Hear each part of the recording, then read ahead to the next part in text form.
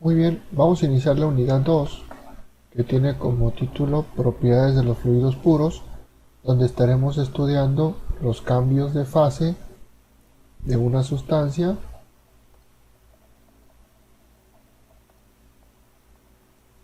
cambios de fase que puede sufrir una sustancia debido a transferencias de energía, ¿no? A transferencias de energía. Para esto, nosotros necesitamos definir qué es la energía, aunque propiamente lo estaremos haciendo en la unidad 3 al definir el primer principio de la termodinámica, ¿no?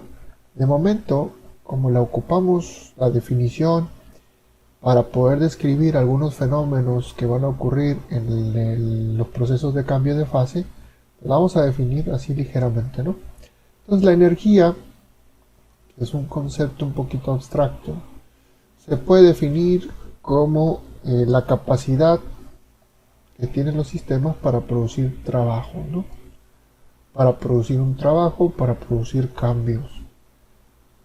Como no podemos nosotros pesar un kilogramo de energía ni verla directamente, entonces en veces es difícil entenderla. ¿Cómo la vamos a saber?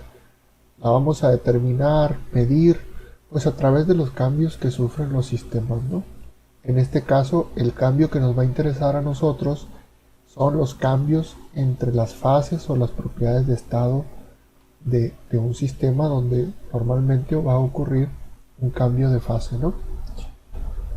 Entonces, la energía puede existir en diferentes formas, hay diferentes tipos de energía, donde la suma de todas ellas se va a agrupar en esta propiedad, que es la energía total del sistema.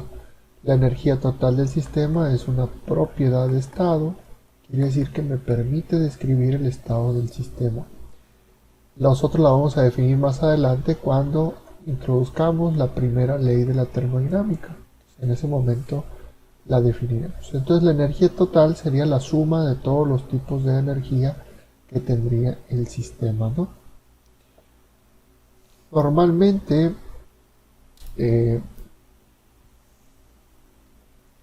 podemos dividirla en dos grupos donde la energía total es igual a la suma de todas las energías microscópicas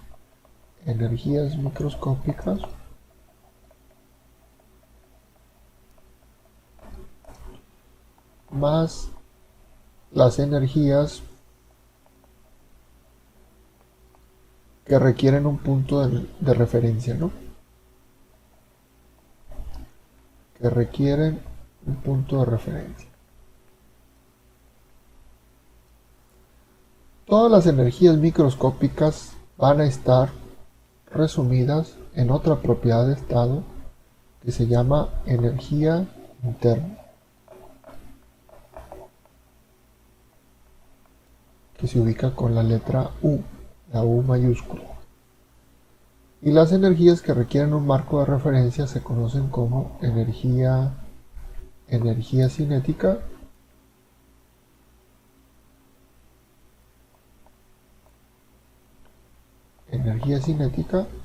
más la energía potencial. Todas las formas de energía microscópicas que tienen que ver con las moléculas y los átomos están resumidos en la energía interna del sistema. Por en cambio, las energías que requieren un marco de referencia son la energía cinética y la energía potencial, que son las que nos van a interesar. Aquí podemos ver la ecuación de energía cinética, donde es masa por la velocidad. Esta es una velocidad al cuadrado entre 2. La velocidad necesita un punto de referencia. Yo necesito un punto de referencia para saber qué distancia está recorriendo un cuerpo y en qué tiempo recorre este cuerpo. Recorre esta distancia. Entonces, este punto de referencia para poder definir esta propiedad de velocidad y por lo tanto calcular la energía cinética. La energía potencial también, porque esta está en función, la z es la altura, entonces este punto de referencia, normalmente por ejemplo el nivel del mar, para la altitud, entonces aumentaría la energía potencial, ¿no? Entonces necesito saber mi posición con respecto a este punto de referencia para saber la energía potencial. En el caso de las energías microscópicas se componen de la energía sensible, que es la energía que está relacionada a la energía cinética de las moléculas. Ojo, no al movimiento de los cuerpos, sino ya a un nivel microscópico. Por ejemplo, si tenemos un tanque y está un gas, las moléculas se van a mover en todas direcciones de manera aleatoria, ¿no? De manera aleatoria se van a mover. Ese movimiento, esa energía cinética, esa energía asociada al movimiento de estas moléculas, se conoce como energía sensible.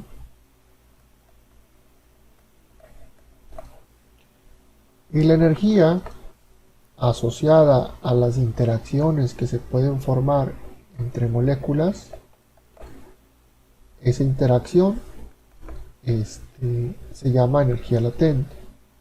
Por ejemplo, si hablamos del puente de hidrógeno, nosotros tenemos una molécula de agua.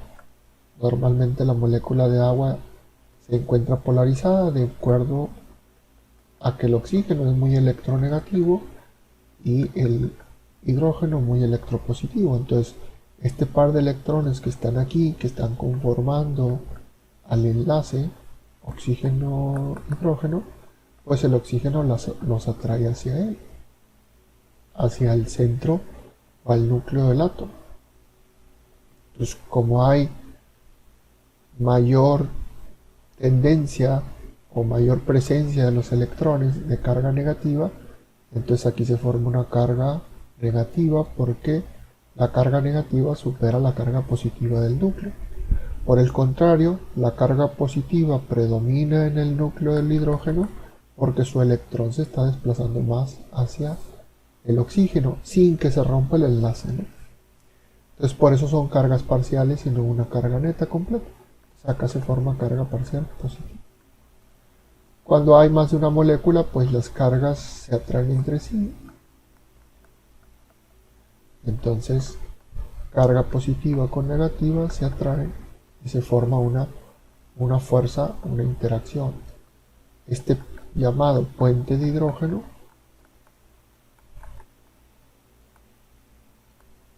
requiere energía para su formación y por lo tanto también requiere la misma energía para su rompimiento. Entonces, la energía latente almacenada en este enlace o la energía almacenada en esta atracción intermolecular o intramolecular se resume en la energía latente del sistema, ¿no? Estas interacciones son las responsables de los tres estados de agregación que conocemos y que estaremos estudiando: sólido, líquido y gaseoso, ¿no? Por eso están relacionados a la fase del sistema. Ya veremos más adelante cómo estos están relacionados entre sí.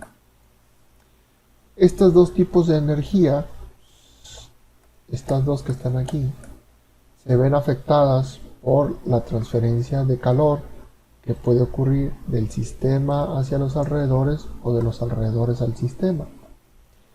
De ahí que a estos dos tipos de energías se agrupan en lo que se conoce como energía térmica. Se componen de estas dos.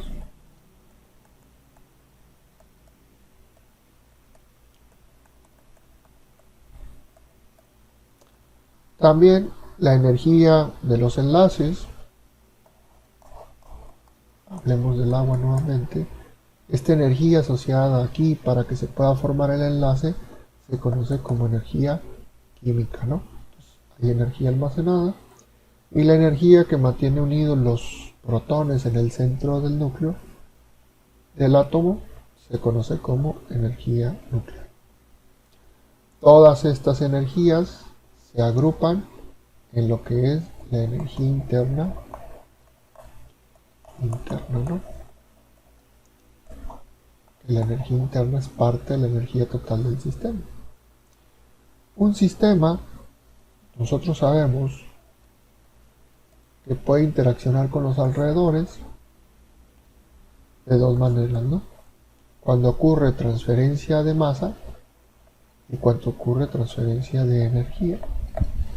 La transferencia de energía puede ocurrir de dos maneras, por calor y por trabajo. Los procesos de cambio de fase normalmente van a ser generados por transferencias de calor. Entonces es importante que nosotros definamos primero qué es la energía para poder entender los tipos de energía que se pueden transferir de los alrededores al sistema y que lo que van a hacer o provocarme es un cambio de fase, obviamente con su debido cambio en las propiedades del sistema. Entonces van a ser procesos, ¿no? Por definición. Entonces necesitamos definir nosotros lo que es el calor. El calor se va a definir como una forma de energía que se transfiere. Siempre será que se transfiere, que puede ser entre dos sistemas o entre el sistema y los alrededores. Todo esto debido a una diferencia de la temperatura. Quiere decir que si no existe diferencia de temperatura, no va a haber transferencia de calor. La fuerza impulsora que hace esa transferencia de energía y la dirección en la cual se transfiere esa energía está gobernado por esta diferencia de temperatura.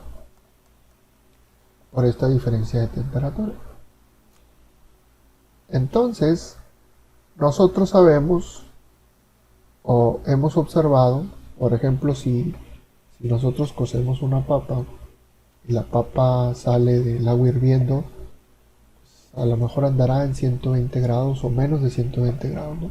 Es un ejemplo, ¿no? Entonces, si en el ambiente de la cocina está a 25 grados, pues la transferencia de calor va a ocurrir desde la temperatura más alta hacia la temperatura más baja.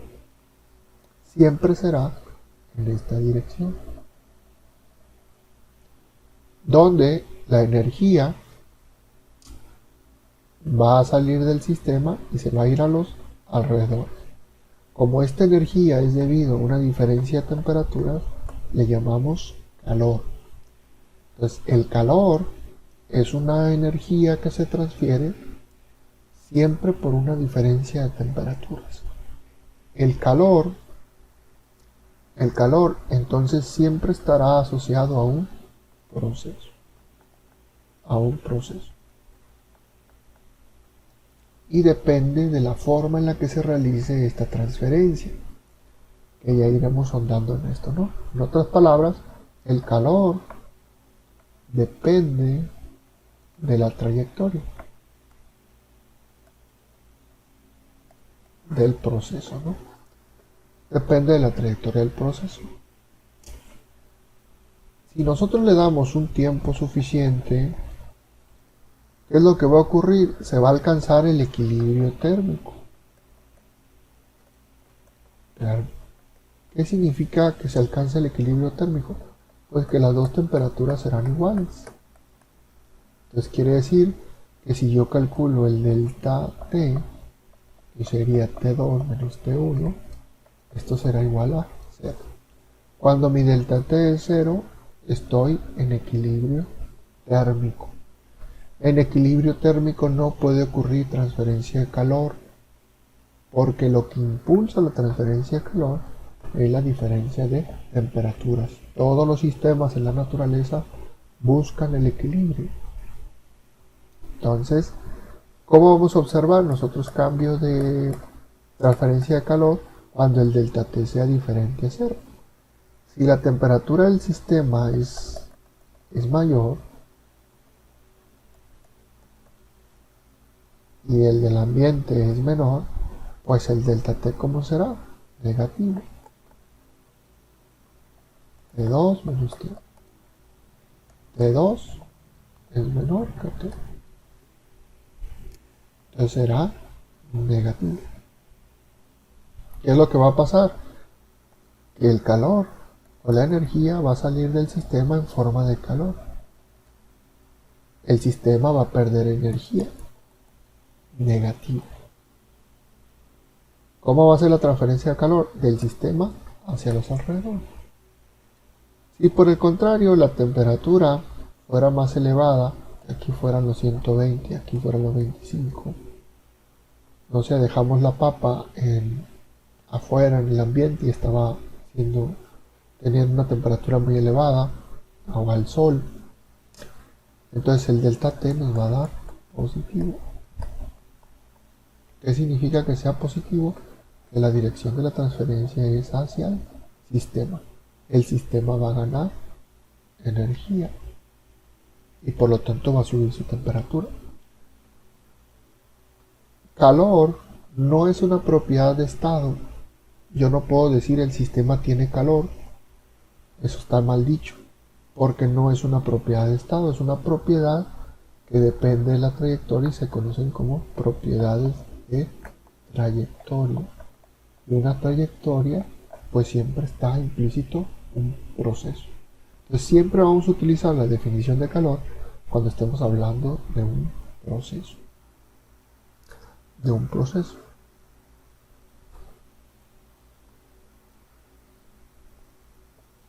Muy bien, en un proceso donde no hay transferencia de calor, lo vamos a llamar proceso adiabático. El calor normalmente lo vamos a ubicar con una letra Q mayúscula. Sus unidades son kilojoules. Podemos expresarlo dividiendo entre la masa y es una Q minúscula, kilojoule sobre kilogramo. O podemos expresarlo en función del tiempo. Sería una Q mayúscula con un punto. Siempre que veamos un punto arriba será que está en función del tiempo, cuánta energía se transfiere por unidad de tiempo, ¿no? Pues el calor en un proceso adiabático es 0. La Q es igual a 0. Porque es la definición. Cuando no ocurre transferencia de calor se denomina proceso adiabático, ¿no? Adiabático, y hay dos maneras en las que puede ocurrir esto, ya sea que el sistema se encuentre aislado, que hay un aislante que impida la transferencia de energía, o que el sistema se encuentre en equilibrio térmico con los alrededores. En ese momento no va a ocurrir transferencia de calor.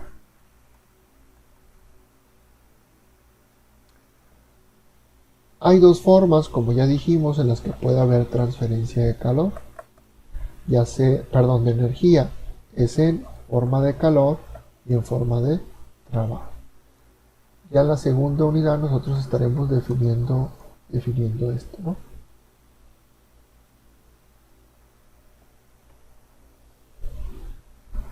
El calor, como es energía, va a producir cambios en el sistema. Los únicos factores que pueden hacer cambios en el sistema son las transferencias, y los sistemas solo transfieren energía y masa.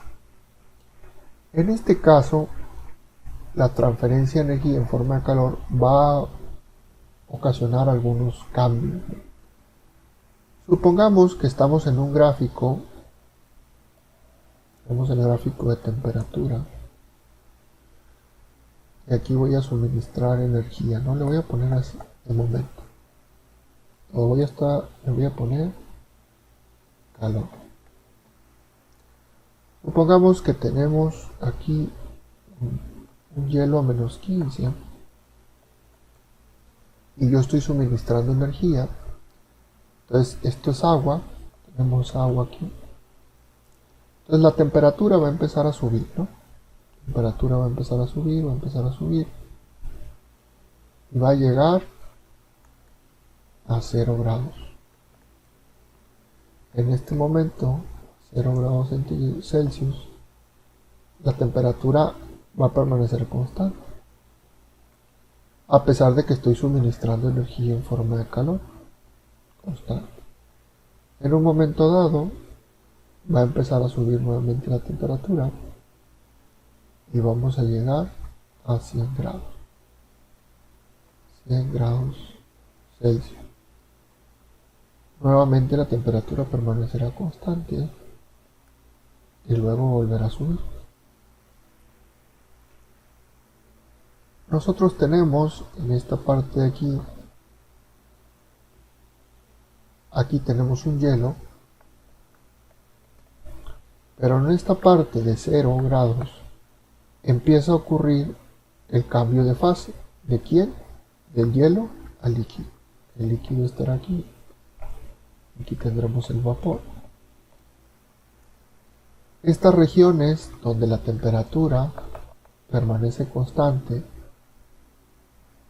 y la presión, porque todo este proceso lo vamos a desarrollar a una presión de una atmósfera,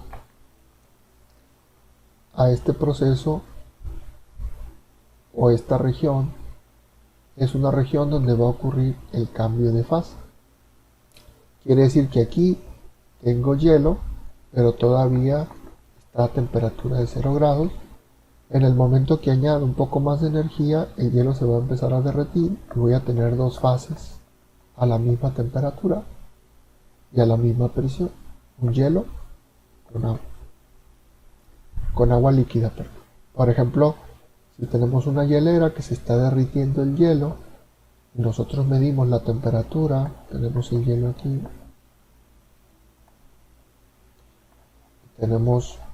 medimos nosotros la temperatura del hielo y medimos la temperatura del agua, del deshielo, las dos van a medir 0 grados Celsius. También va a ocurrir algo muy similar aquí, cuando ocurre el cambio de fase de líquido a vapor. Si yo tengo una olla, por ejemplo, que estoy calentando agua y esta ya está hirviendo, si yo mido la temperatura aquí o la mido donde se está pegando el vapor de agua, las dos me van a medir 100 grados centígrados. Todo esto a presión de una atmósfera, ¿no? Que sería la presión a nivel del mar. ¿Qué es lo que está ocurriendo? Bueno, cuando yo suministro energía y observo un cambio de temperatura, a esta energía que estoy suministrando, esta energía que suministro aquí, se conoce como calor sensible. ¿Qué es el calor sensible?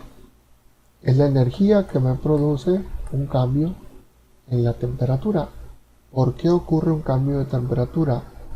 Lo que ocurre es que las moléculas se empiezan a mover más rápido. Y cuando yo lo observo en el termómetro, pues el nivel del termómetro cambia porque el líquido se dilata, porque la energía cinética de las moléculas aumenta. Sin embargo, cuando está ocurriendo el cambio de fase, toda la energía se está ocupando o se está almacenando en el sistema, no en la energía cinética de las moléculas, sino en los enlaces intermoleculares o intramoleculares. Si estamos hablando del agua, estaríamos hablando de los puentes de hidrógeno. En este caso, en esta dirección, estaríamos rompiéndolo, ¿no? Rompiéndolo. Entonces, toda esta energía que estoy suministrando aquí, como va hacia las interacciones intramoleculares, se conoce como calor latente. Entonces aquí tendríamos también calor sensible, tendríamos también calor. Por eso no observamos cambio de temperatura, porque toda la energía que se está suministrando se va al cambio de fase. Se va al cambio de fase y por lo tanto no lo vamos a observar. ¿Qué es lo que está pasando? De grosso modo, supongamos que estamos en este cambio de fase, ¿no? Tenemos agua líquida y la otra que está en vapor. Yo tengo la molécula aquí que me está formando un puente de hidrógeno. este puente de hidrógeno que tenemos aquí me está reteniendo esta molécula que ya alcanzó el nivel energético, que ya su movimiento cinético ya es el más elevado, entre comillas.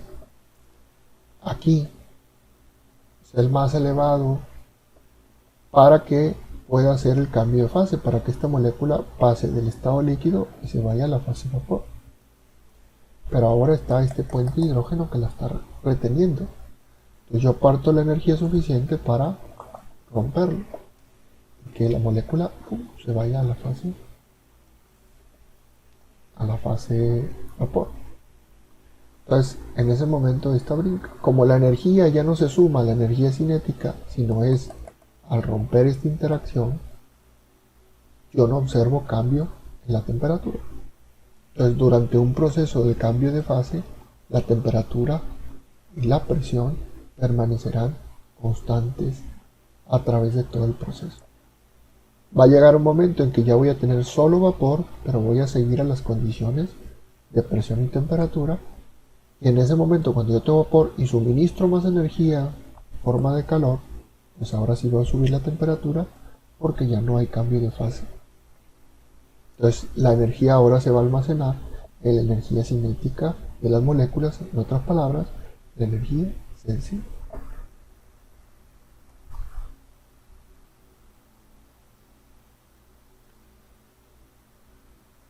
Muy bien, a este calor que yo suministro aquí, a este calor latente, para que ocurra el cambio de fase de líquido a vapor, también se le conoce como calor de vaporización.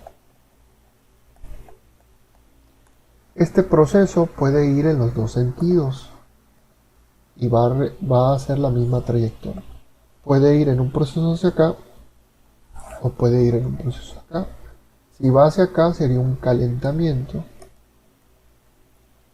donde el calor se suministra al sistema, es positivo.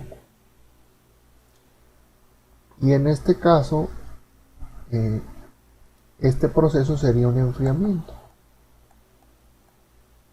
donde el calor se retira del sistema y se va hacia los alrededores. Entonces va a seguir la misma ruta, pero se va a retirar energía del sistema en forma de calor. Vamos a definir qué es una sustancia pura, debido a que los procesos de cambio de fase que vamos a estudiar, lo vamos a estudiar en sustancias puras. Por ejemplo, una sustancia pura tiene una composición química fija en cualquier parte.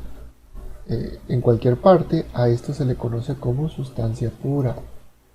El agua, nitrógeno, helio, el dióxido de carbono se consideran sustancias puras. Sin embargo, hay unas mezclas que son homogéneas que también se les considera para cuestiones prácticas como sustancias puras. El ejemplo tenemos el aire, que prácticamente es un 21% oxígeno, 79% nitrógeno, más un porcentaje muy pequeño de otras moléculas como el dióxido de carbono, el ozono, etc., ¿no? Las mezclas también de dos fases, por ejemplo, cuando tenemos un líquido que se está evaporando, entonces tenemos una fase vapor y una fase líquida al mismo tiempo de la misma sustancia, también se consideran sustancias puras, ¿no? Por ejemplo, las que vemos aquí, un líquido y un vapor, un sólido y un líquido, ¿no? De la misma sustancia.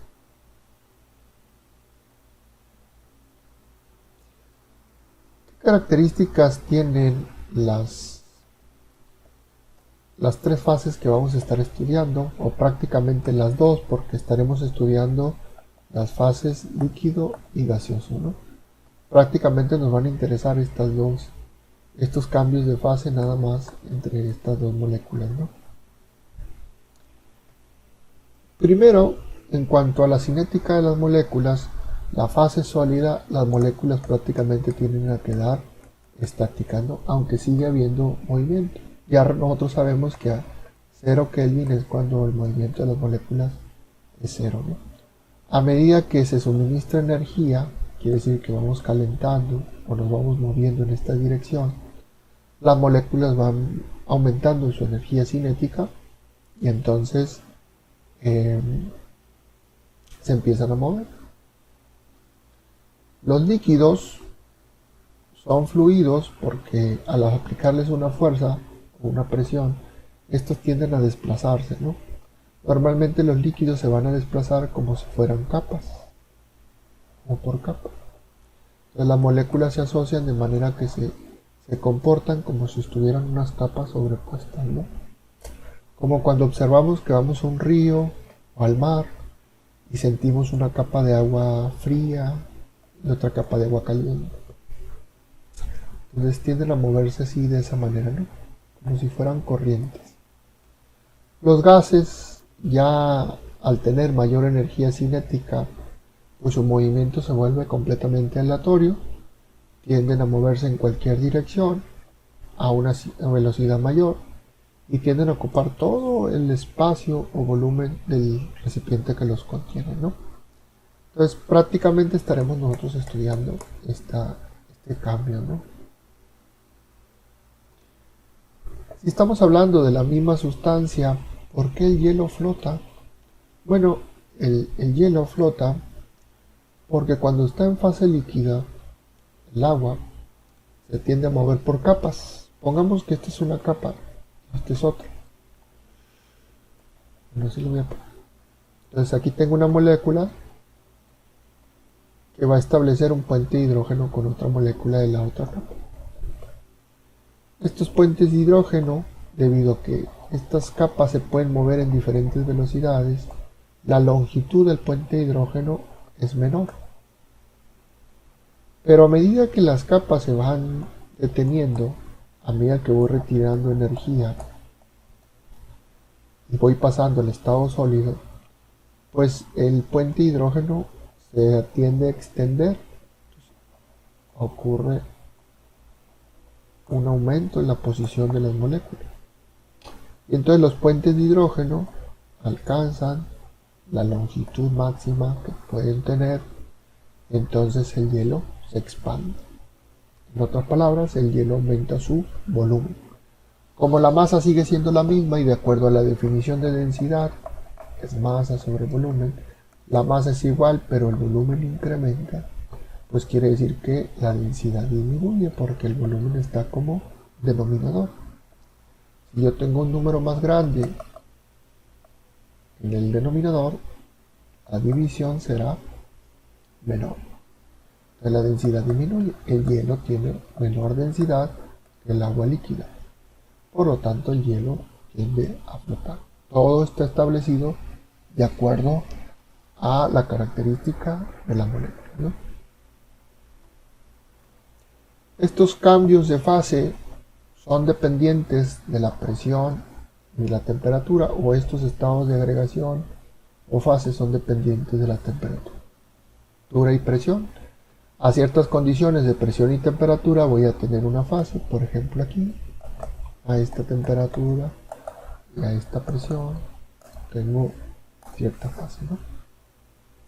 Sobre la línea ocurren los cambios de una fase a otra, por ejemplo de sólido a vapor, o de vapor a líquido, o líquido a vapor, etc., ¿no?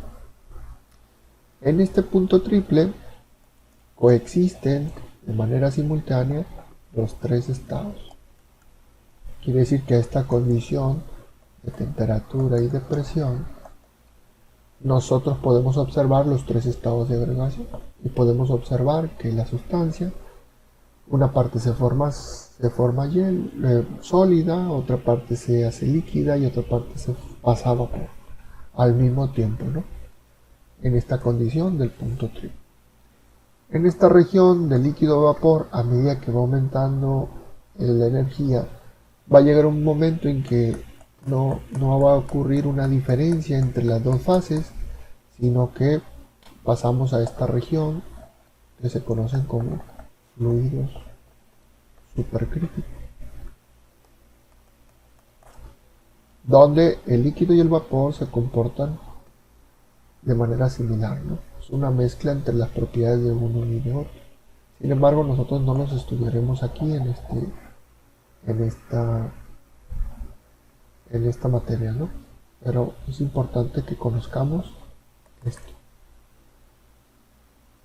Bueno, esta línea roja nos representaría la presión de una atmósfera.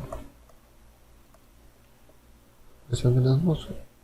Supongamos, otra vez en un gráfico de temperatura, volumen específico, metro cúbico sobre kilogramo.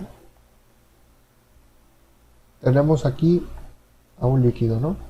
Supongamos que lo tenemos una temperatura de 25 grados. Si nosotros vamos suministrando energía en un proceso a presión constante a una presión de una atmósfera, vamos a observar que la temperatura del líquido va a empezar a aumentar, aumentar, aumentar. Este líquido es agua, ¿no? Vamos a ponerle agua aquí. Y vamos a llegar a los 100 grados. 100 grados. Posteriormente va a ocurrir el cambio de fase. La temperatura y la presión permanecen constantes hasta que todo el líquido pasó al estado vapor, y entonces el vapor va a empezar a aumentar su temperatura. Todo este proceso es a presión de una atmósfera. Si yo me muevo sobre la línea, me estoy moviendo a una presión de una atmósfera. Aquí voy a obtener diferentes fases. Les vamos a poner nombre. Cuando tengo un líquido, por ejemplo en esta posición, estoy en estado líquido, y se encuentra lejos de las condiciones de fase. ¿Cuál es la condición en la que ocurre el cambio de fase aquí? Esta es la región en la que ocurre el cambio de fase. La condición es 100 grados centígrados, una atmósfera. Como está lejos de la condición del cambio de fase, se le conoce como líquido comprimido. Líquido comprimido.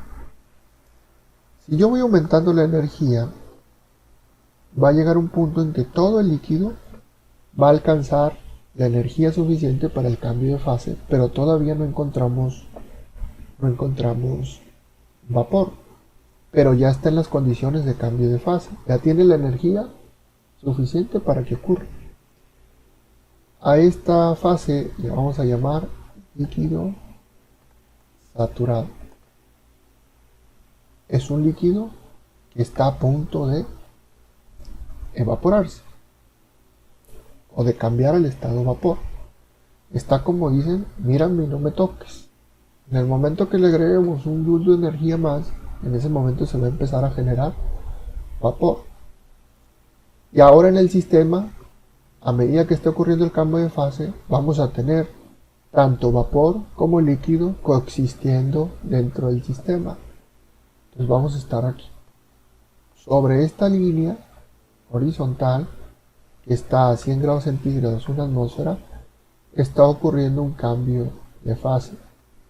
A esta fase le vamos a llamar mezcla saturada líquido-vapor.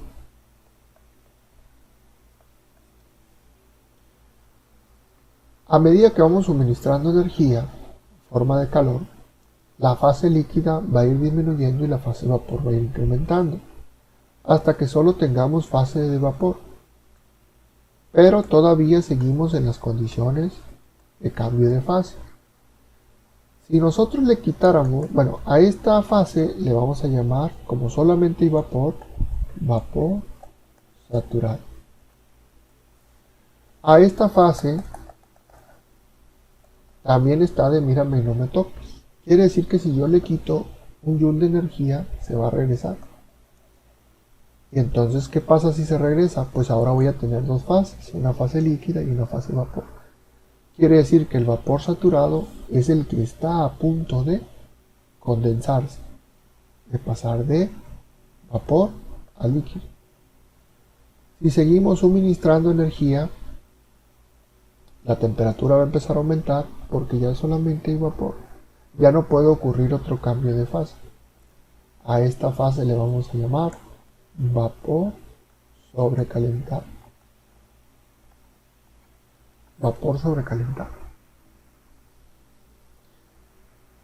Nosotros vamos a estar estudiando los cambios que pueden ocurrir entre estas 5 fases. Cada fase tiene sus características o propiedades de estado que la van a caracterizar y que la vamos a estar estudiando y analizando. El objetivo de esta unidad es que yo aprenda a identificar cuál es la fase del sistema, si es un vapor sobrecalentado, si es un vapor saturado, una mezcla saturada líquido-vapor, un líquido saturado o un líquido comprimido. Veámoslo ahora en un ejemplo, en un sistema donde tenemos un cilindro émbolo que tiene una frontera móvil, donde tenemos agua a una presión de una atmósfera y una temperatura de 20 grados centígrados. El cilindro émbolo, como ya hemos dicho, está funcionando a través de equilibrio mecánico. Entonces quiere decir que el émbolo, si ocurre algo aquí, el émbolo va a cambiar de posición hasta que la presión se equilibre con la presión externa. Como la presión externa siempre será la misma, que será la presión atmosférica y la presión generada por el émbolo, entonces quiere decir que el émbolo cambiará de posición para que la presión interna se iguale a esta, ¿no? Entonces durante todo un proceso de calentamiento, que estemos suministrando energía al sistema, la presión permanecerá constante. En el estado 1 tenemos un líquido que está a una atmósfera 20 grados centígrados. Nosotros sabemos que el agua hace su cambio de fase a 100 grados centígrados o Celsius y una atmósfera de presión. Entonces estamos lejos de las condiciones de cambio de fase. Por eso le llamamos líquido comprimido o líquido subenfriado. Son sinónimos, significa lo mismo. Si yo empiezo a suministrar energía, la temperatura va a aumentar, hasta llegar a 100. Sigo teniendo solamente líquido, pero ya llegué a las condiciones en las cuales el agua sufre su cambio de fase. A este le llamamos líquido saturado. Es un líquido que está a punto de evaporarse, está de mírame y no me toques. En el momento que agreguemos otro joule de energía, en ese momento se va a empezar a evaporar. Y en ese momento, cuando empiece a evaporar, quiere decir que ahora voy a tener un vapor y voy a tener un líquido en equilibrio entre ellos. ¿A qué condiciones? A una atmósfera y 100 grados centígrados. ¿Por qué no está cambiando la temperatura ni la presión? Porque todo el calor que estoy suministrando es calor latente. Este calor que suministré aquí es calor sensible porque me produjo un cambio de temperatura. En este momento no. Todo este calor que estamos suministrando es calor latente. En ese momento, cuando ya tengo dos fases, vapor y líquido, a esta fase se llama vapor húmedo o mezcla saturada, líquido, vapor. Si seguimos suministrando la energía, va a llegar un momento, o a medida que vayamos suministrando energía, la fase líquida va a ir disminuyendo y la fase vapor va a ir incrementándose. Entonces va a ir bajando el nivel. Esta interfaz entre líquido y vapor va a ir bajando, hasta que tengamos solamente vapor. Cuando tenemos solamente vapor, pero estamos a las condiciones de cambio de fase, a esta fase se le conoce como vapor saturado. Entonces este es líquido saturado, mezcla saturada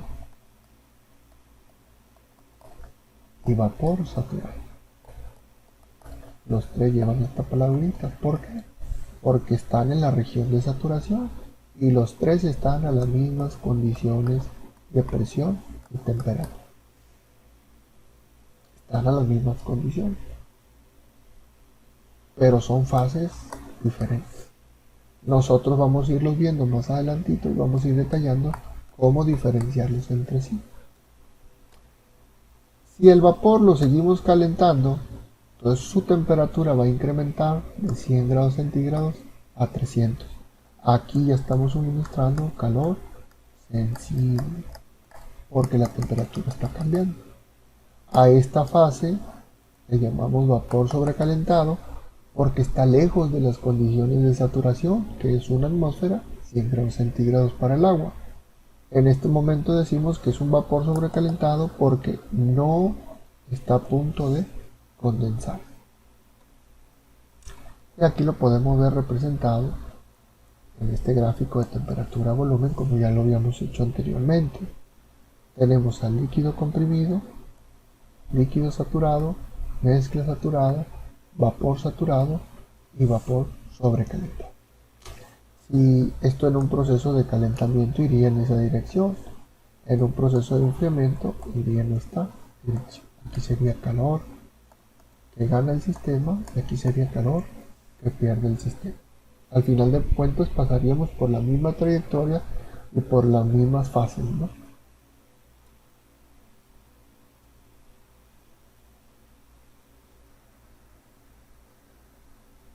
Normalmente nosotros tendemos a decir que el agua hierve o hace su cambio de fase de líquido a vapor o se vaporiza a 100 grados centígrados. Sin embargo, lo correcto sería decir que es a 100 grados centígrados y una atmósfera. Estas condiciones de temperatura y de presión a la cual ocurre el cambio de fase se le llama temperatura de saturación o presión de saturación. En esta región, como ya vimos, mientras esté ocurriendo el cambio de fase, la temperatura y la presión no van a cambiar. ¿Por qué no cambian? Porque la energía que estamos suministrando se va a almacenar en la energía latente y no en la energía sensible, que es la que me refleja la temperatura. Por eso decíamos en la unidad 1 que la temperatura no es una propiedad que me permita a mí medir la cantidad de energía del sistema, pero sí está asociado a la energía. Podríamos decir que es la que me permite o está relacionada a la energía sensible del sistema, ¿no? Entonces, en ese momento que está ocurriendo el cambio de fase, estas condiciones de temperatura y de presión son dependientes entre sí. ¿Qué significa? Que para una temperatura a la cual ocurre el cambio de fase, solamente existe una presión para ella, como quien dice su media naranja, ¿no? En otras palabras, el agua hace su cambio de fase a 100 grados Celsius y una atmósfera de presión. Pero yo nunca voy a encontrar que el agua va a hacer su cambio de fase a 100 grados centígrados, a 2 atmósferas, o a 3 atmósferas, o a condiciones de vacío, 0.5 atmósferas. Esto que está aquí nunca va a ocurrir en ningún lado, ni en China, ni en Japón, ni en la Luna, ni en Marte. ¿Por qué? Porque esta condición de cambio de fase depende de la naturaleza de la molécula.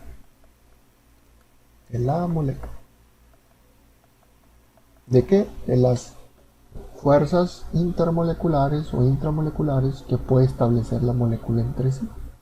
Como el agua va a ser H2O aquí en China, Japón, la Luna y Marte, pues entonces el agua siempre va a hacer su cambio de fase. Igual, a las mismas condiciones.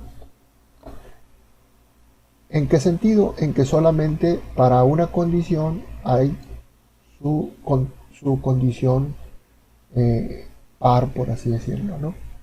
De la misma manera, el agua hace su cambio de fase a una atmósfera y 100 grados centígrados, pero no va a ocurrir a una atmósfera 50 grados ni a una atmósfera 300 grados. Esto nunca va a ocurrir, no ocurre en la realidad. No ocurre en la realidad porque el agua es H2O donde sea, ¿no? Donde sea. Entonces, cada condición de temperatura o cada condición de presión tiene su par equivalente. Por ejemplo, aquí tenemos 100 grados centígrados y esta es una atmósfera. nada más que está en unidades de kilopascal. Si la temperatura disminuye, la presión también va a disminuir. Si la temperatura aumenta, la presión también va a incrementar. También va a incrementar. Entonces, en lugares donde la presión es menor, la temperatura a la cual el agua hace el cambio de fase será menor. Entonces, este principio donde la presión se utiliza, la presión es mayor, la temperatura es mayor, pues se utiliza en lo que nosotros conocemos como las ollas de presión, ¿no? Pues, las ollas de presión incrementan la presión para que la temperatura del sistema sea más grande. ¿Por qué? Porque si nosotros estamos, por ejemplo, estamos cociendo un menudo en una olla normal, pues la máxima temperatura que voy a poder alcanzar es 100 grados, ¿no? Es la máxima. ¿Por qué no puedo alcanzar más? Porque el agua va a subir su temperatura y cuando llegue a 100 grados va a empezar el cambio de fase. Que si yo mantengo la olla tapada, pues el nivel del agua no va a bajar tanto. Pero el agua va a bajar porque el vapor va a salir y se va a ir al ambiente. Entonces, mientras exista agua que esté cambiando de fase, la temperatura nunca va a aumentar. Porque siempre está ocurriendo cambio de fase. Entonces, ¿qué es lo que sucede para poder tener una energía mayor? Y poder hacer que las estructuras celulares, las estructuras de órganos, tejidos, se rompan y los tejidos se ablanden o se cuezan. En el caso del menudo, que si es vaca vieja, pues va a ser más dura, ¿no? Entonces, ¿cómo logramos que se rompan más fácilmente? Pues súbele la temperatura. Entonces, la olla de presión obtiene cocimientos más rápidos porque permite la temperatura más elevada. Permite una temperatura más elevada. Muy bien. Si nosotros graficamos esta temperatura con respecto a su presión y saturación,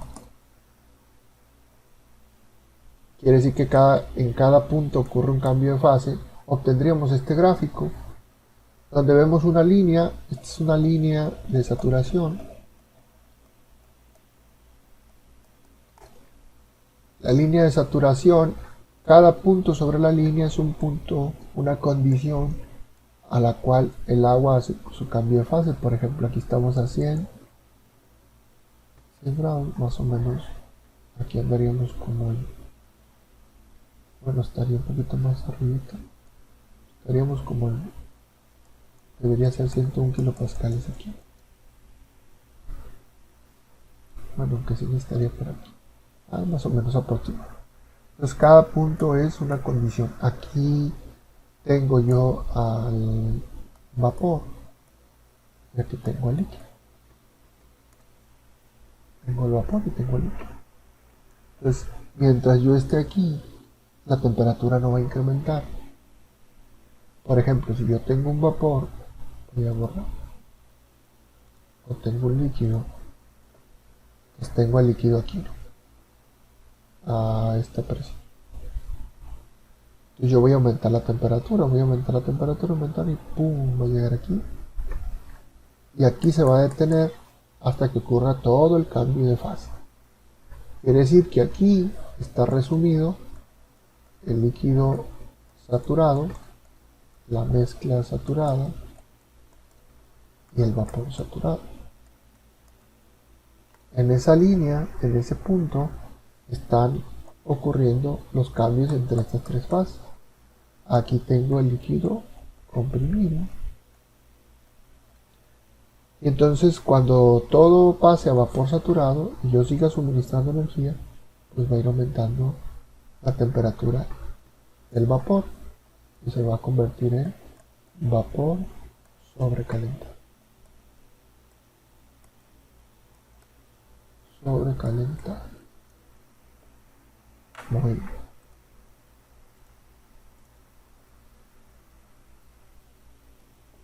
Vapor sobrecalentado.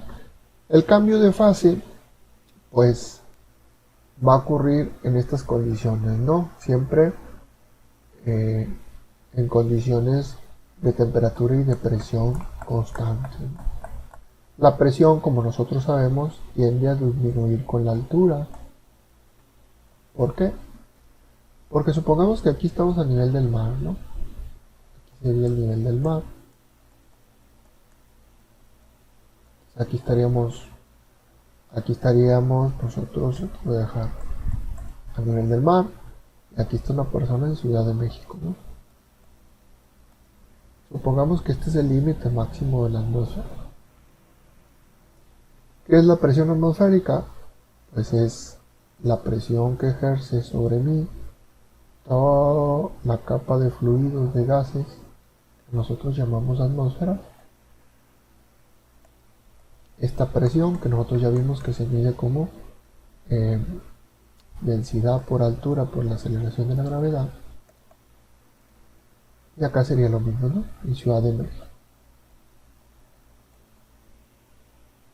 Ciudad de México. ¿Dónde es la presión mayor? Pues es donde la altura de la columna sea mayor, por la fórmula, ¿no?